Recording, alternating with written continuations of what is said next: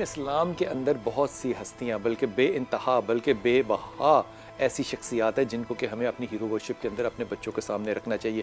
ایک ہمارا جو انٹینشن ہے, ہماری نیت ہے, وہ یہ کہ اپنی نئی نسل کو ہم اپنے ہیروز سے متعارف کروائیں. آج ذکر کریں گے امام علی کرم اللہ کا.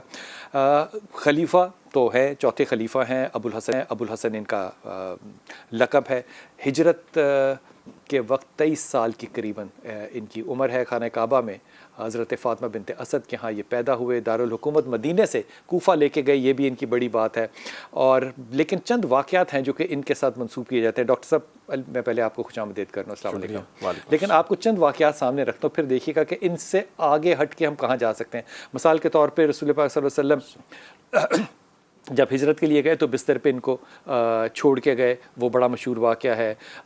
پھر ہم حضرت سلمان فارسی نے جو مشورہ دیا تھا خندق میں کھودنے کا, وہاں پہ جو آپ کی جنگ ہے حضرت عمر بن عبدو سے, عمر بن عبدو سے, وہ پہلوان جو تھا اس سے وہ بڑی مشہور ہے. مسجد کوفہ میں آپ جو کی روٹی کھا رہے تھے تو وہاں پہ جو ایک سائل آیا, اس کا جو مسئلہ ہے وہ بڑا مشہور ہوا ساتھ کہ اس نے کہا کہ یہ خلیفہ وقت تو ہے لیکن دیکھیے یہ پانی میں ڈبو کے روٹی کھا رہا ہے. لیکن مسجد کوفہ کے 50 اور واقعات بھی ہیں, وہ ہم مسجد کوفہ کی کبھی ذکر نہیں کرتے اور میری سمجھ میں بالکل نہیں آتا. شہادت علی بھی امام کی کوفہ کی مسجد میں ہوئی. وہ ایک واقعہ جو کہ قاضی کا ہم ہمیشہ پیش کرتے ہیں کہ وہ ذرا چوری ہوگی اور آپ گئے. میں اس واقعے کو پڑھ کے ہمیشہ یہ سوچتا ہوں کہ امام علی کرم اللہ جو ہے وہ حضرت ابو بکر صدیق کے زمانے میں, حضرت عمر کے زمانے میں قاضی رہے, چیف جسٹس رہے, لیکن چیف جسٹس کو یہ نہیں پتا تھا کہ قاضی کے پاس جانا ہے تو ثبوت کیا لے کے جانے ہیں.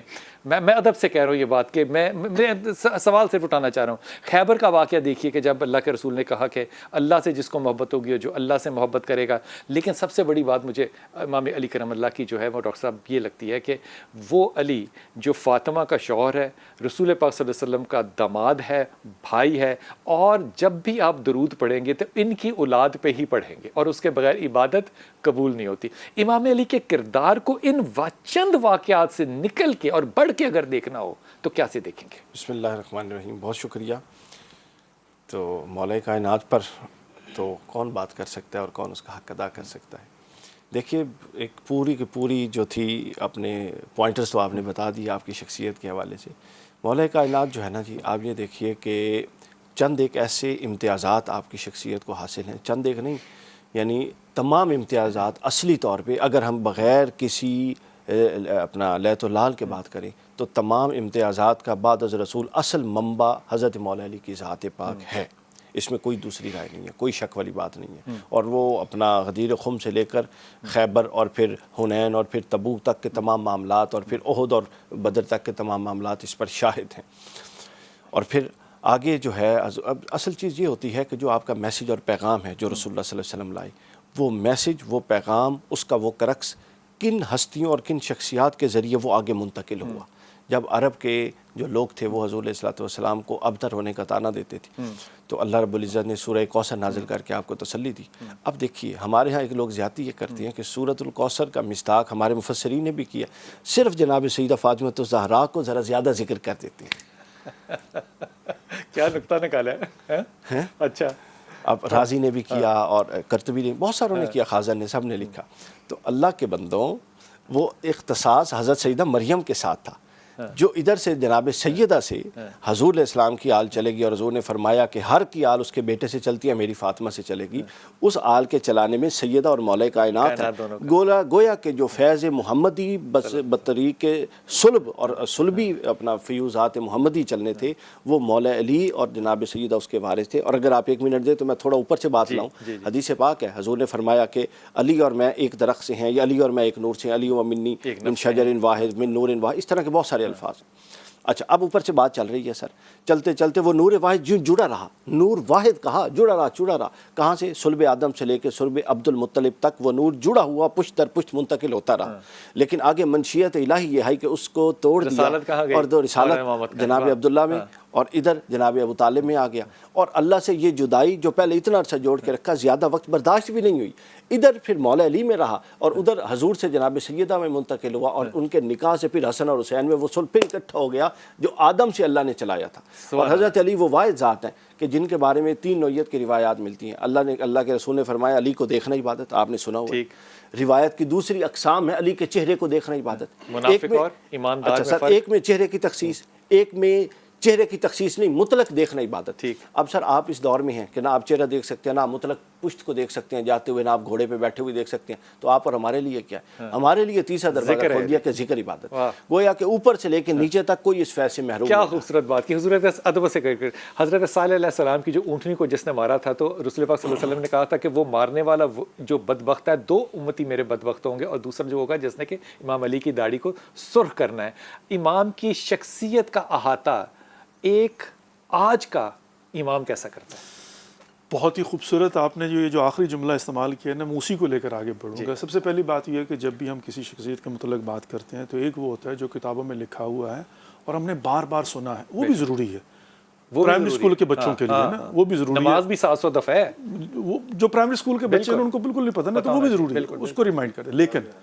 لیکن جو یونیورسٹی کے ہیں ان کے لیے بھی کچھ نہ کچھ ہونا چاہیے۔ کیا بات ہے۔ اچھا، اب ہمیں کیا کرنا ہوتا ہے کہ ہم اگر یہ کریں کہ 4-5 پرسپیکٹیوز کو لے کر ڈسکس کریں۔ پہلا، ہم تاریخ کو جو پڑھی ہوئی ہے اس کو بیٹھ کر جو دہرائیں، ریپیٹ کرتے رہیں، doesn't matter, that's fine, it's okay.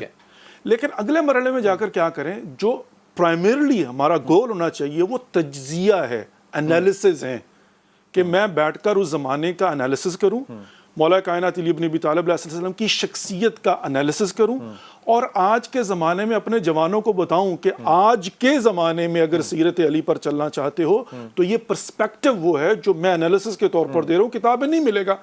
اب میں آپ کو ایک نئی چیز دینے لگا ہوں آج کے زمانے کے حساب سے۔ مولا کائنات علی بن ابی طالب علیہ السلام کی شجاعت کے متعلق تاریخ کی کتابیں بھری پڑی ہیں۔ ضربۃ علی فی یوم الخندق افضل من عبادت ثقلین، 85 مرتبہ خیبر کے اندر، خندق کے اندر عمرو ابن عبد ود کے ساتھ جو ہے نا وہ لڑائی ہوئی ہے، مولا کائنات کی شجاعت۔ لیکن ایک نقطہ آج کے حوالے سے پوری قوم کو بیان کرنے لگا ہوں 11 رمضان 2022 کے اندر بیٹھ کر۔ مولا کائنات علی بن ابی طالب کی شجاعت وہ ہے جو اسلام کو بچانے کے لیے مصیبتیں برداشت کرنے کے صبر کے ساتھ ہیں۔ تمام تر شجاعت کے باوجود مولا کائنات علی بن ابی طالب علیہ السلام نے جب دیکھا ہے کہ یہاں پر اسلام کو خطرہ ہو سکتا ہے، محنت رسول اللہ ضائع ہو سکتی ہیں، تو کیا کیا ہے؟ اسی مولا کائنات علی بن ابی طالب نے وہ صبر دکھایا ہے کہ جیسے لگ رہا تھا وہ یہودی کی ایک مثال ملتی، کہا یہ کون ہے؟ کہا یہ علی ہے۔ کہا یہ فاتح خیبر علی ہے؟ کہا یہ قاتل مرہب و انتر علی کا؟ ہاں۔ کہا میں علی کے اسلام کے لیے خلوص پر قربان، کہ جو ایسے پرٹینڈ کر رہا ہے کہ جیسے شجاعت علی علیہ السلام کے قریب سے میں نے گزری ہو، حالانکہ وہی، اور بعد میں بھی مولا نے ثابت کیا ہے، بعد کے واقعات ایسے تھے کہ جہاں پر مولا نے کہا میں وہی علی ہوں، میری بازو کمزور نہیں ہوئی، یہ ذوالفقار وہی ذوالفقار ہے۔ بیچ میں مولا کائنات علی ابن ابی طالب نے شجاعت کا کون سا پہلو دکھایا ہے؟ صبر کا۔ صبر کا۔ آج کے زمانے میں بھی بعض چیزیں ہمیں اچھی نہیں لگتی، ہمیں پسند نہیں ہے، ہمیں غصہ آ رہا ہے، لیکن میرے بھائی شجاعت علی یہ ہے کہ صبر سے کام لو، تحمل سے کام لو۔ کیا بات ہے، کیا خوبصورت بات ہے، یہ تاکہ ملک بھی بچے، ریاست بھی بچے۔ امام کی جو ریاست گری لفظ استعمال کر سکتا ہوں، سیاست کا کیونکہ میں لفظ نہیں استعمال کرنا چاہتا، ریاست اتنے مسائل میں چلانے کے جو آداب تھے اس کے اوپر کچھ فرمائیے گا۔ جی بسم اللہ الرحمن الرحیم۔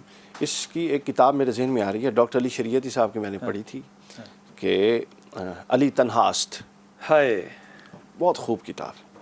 اس کے اندر انہوں نے ایک نقطہ بار بار اٹھایا۔ وہ کہتے ہیں کہ اب میں جو علامہ صاحب نے بات فرمائی اس کو انڈورس کر کے اس پر تھوڑا اضافہ کرنا چاہ رہا ہوں اور اس کو جوڑ دوں گا۔ وہ کہتے ہیں کہ آپ لوگوں نے کبھی یہ سوچا ہے کہ اتنا متحرک، اتنا پروگریسو انسان، اتنا خاموش اور اتنا مطلب بے ضرر بن کے کیسے چلتا رہا اتنے طویل عرصے تک؟ یعنی ایسا بندہ جو کہ کبھی کوئی شے ایسی نہیں ہوتی اس کی مطلب برداشت کرنے والی ہوتی وہ برداشت کرتا، اور وہ صبر و تحمل کا یہ اعلیٰ معیار. تو اس پر انہوں نے بتایا کہ شخصیت، وہ اصل میں بات کر رہے تھے کہ شخصیت کو جانچنے کے جو اعلیٰ معیارات ہیں ان میں سے یہ معیار ہے کہ جب آپ کے پاس سب کچھ ہو اس کے باوجود آپ اجتماعی مفاد کے پیش نظر سکوت یا خاموشی یا صبر اختیار کریں. ایک جملہ کہوں گا، جس کو اپنے حق پر ہونے کا ایبسولوٹ یقین ہو اور وہ خاموشی اختیار کرے. کیا خوبصورت بات ہے، کیا خوبصورت بات ہے. وہ پوچھا نا اقدس یہ امام علی ہیں، یہ تو مطلب کمزور سے انسان بیٹھے ہیں، ایک سادہ سے انسان بیٹھے ہیں اور زمین پہ بیٹھے ہیں. تو امام علی کرم اللہ نے امامہ پہنا اور کہا کہ میں اتنا ہی کمزور ہوں، لیکن یہ شجاعت جو ہے، یہ طاقت جو ہے، جب اللہ مجھے دیتا ہے تو فتح خیبر کو میں تب کرتا ہوں.